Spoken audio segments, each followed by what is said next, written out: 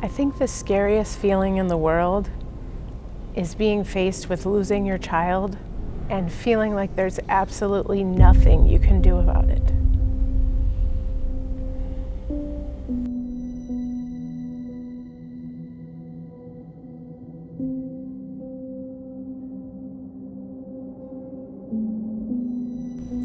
Little Doug was always a super healthy kid, as far as we knew. Very high energy. He definitely kept us on our toes since day one. 2 months after his 6th birthday, we took him to the ER thinking he had a bad stomach bug because he was throwing up, but he was throwing up yellow bile. I still remember standing in the ER when the doctor came in and told us, "Your son's heart is larger than an adult's, and we need to rush him to Children's Hospital."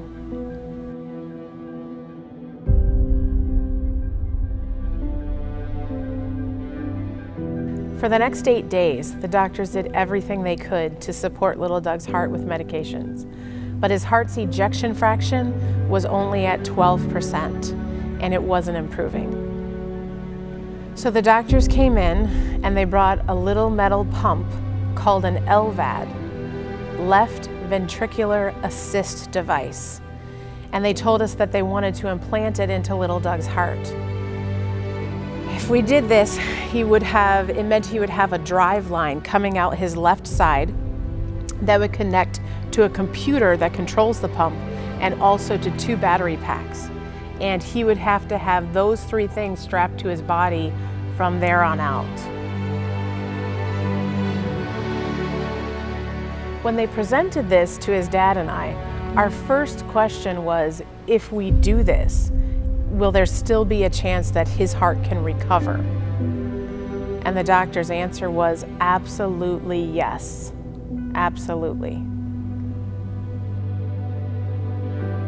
So we consented to the surgery, but open heart surgery was really hard on little Doug's weak heart. So when they put the left pump on the left side of his heart, it was too much for the right side of his heart to keep up. The right side of his heart was very weak and it was failing.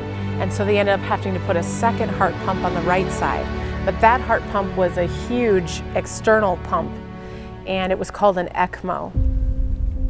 6 days after they put that pump on, it clotted off.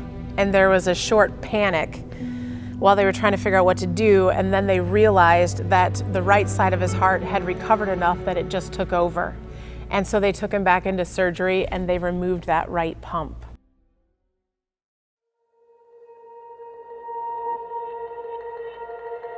Getting little Doug back on his feet after those surgeries was a really slow and difficult process.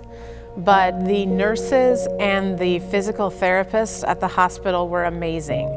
They did so many cool out-of-the-box things to motivate little Doug to move and to get him back on his feet, and they just really made the whole process a lot of fun for him. Gotta know where you're going, dude.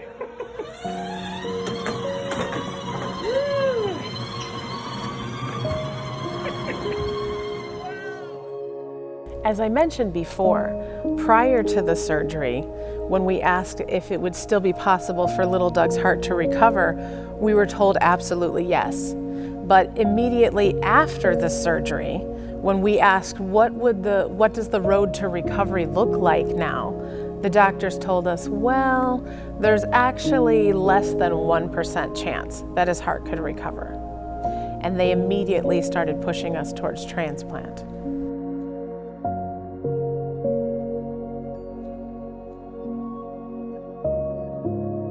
They also told us prior to the surgery that the LVAD they put on him would enable him to be able to go home. But after the surgery, they said, well, we've never actually sent a patient this young home on this type of device. It would be very dangerous and very high risk. but I just knew that if I could get little Doug home, he would do better.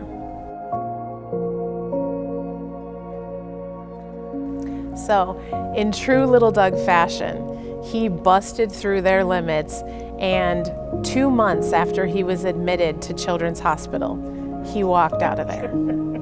Keep going, dude. You got this. Definitely leaving different than you came in. Little Doug is currently the youngest patient in the United States living at home on an LVAD.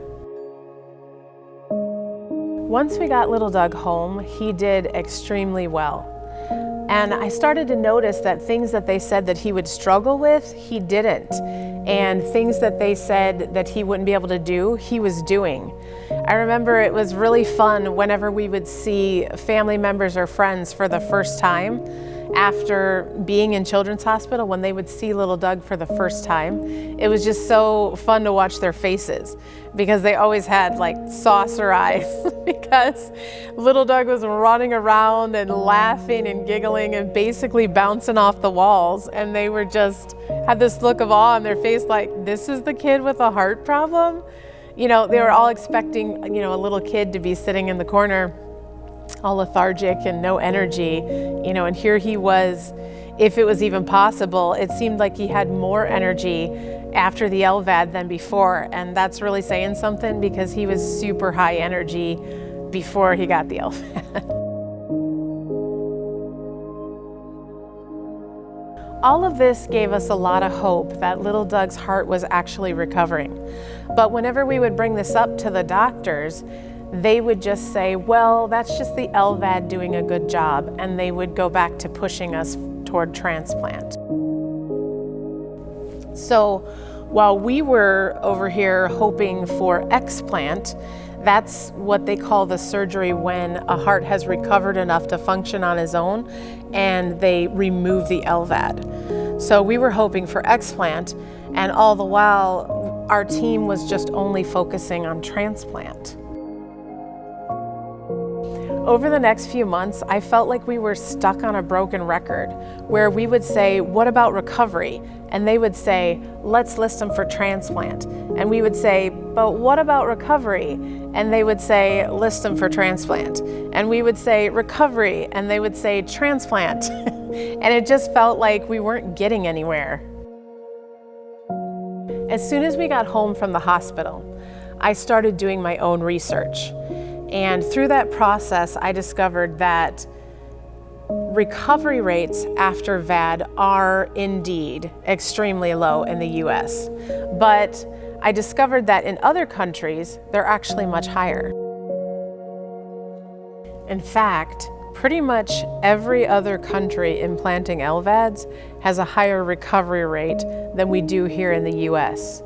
In the UK, their recovery rate is 12%. Poland is over 16%. And Germany actually has the highest recovery rate after VAD, and they're pushing around 30%. That's a far cry from the less than 1% chance that our doctors gave us. Why is that? Why are we so quick to jump to transplant in this country, especially considering the heart shortage that we are currently facing here? Every year, the gap widens between the number of people that need hearts and the number of hearts that are available. One of the reasons why we don't look for recovery here in the US is because the verbiage in the FDA approval for these devices says that they are approved as a bridge to transplant or a bridge to destination therapy. But it does not include the verbiage that says they are approved as a bridge to recovery. Another reason is, in this country, there's no detailed, standardized protocol for doctors on how to test for recovery or what to look for to know that recovery has happened. Now, these protocols do exist, but very few doctors know about them or have access to any type of training on them. This needs to change. Doctors and patients need to have access to this type of information. We need the FDA and our medical associations in this country to make this a priority. If we want to lessen the shortage of hearts in this country, we need more hospitals, cardiologists, and surgeons who are willing to look for recovery first. Transplant should always be a last resort and not a first option. I believe that every LVAD patient should be looked at first as bridge to recovery. And after that avenue is completely exhausted, then they should move on to the other options of bridge to transplant or bridge to destination therapy. Since doing all this research, I've also made it kind of an obsession of mine to seek out people who have actually had a heart recovery after VAD. I'm currently up to 47 people that I have personally contacted who have had an explant. 7 of those people are little kids like my son, whose doctors gave them little to no hope of recovery and encouraged their parents to list them for transplant. But every one of those 7 kids did recover, and they were successfully explanted, and they are doing very well and thriving today. Think about that. That's 7 hearts that were then available to other children on the transplant list because those 7 hearts were saved. Little Doug is truly living his best life on the LVAD. He has an amazing quality of life, and we're so thankful for this technology and the doctors that saved his life. It goes higher! We believe little Doug's heart can recover, and we believe it is already recovering. We are currently trying 2 newer therapies that have shown some real promise in accelerating recovery in LVAD patients. Now all we need is a team of doctors who are willing to fight for our son's heart alongside of us. If you knew little Doug, you would know his heart is worth fighting for.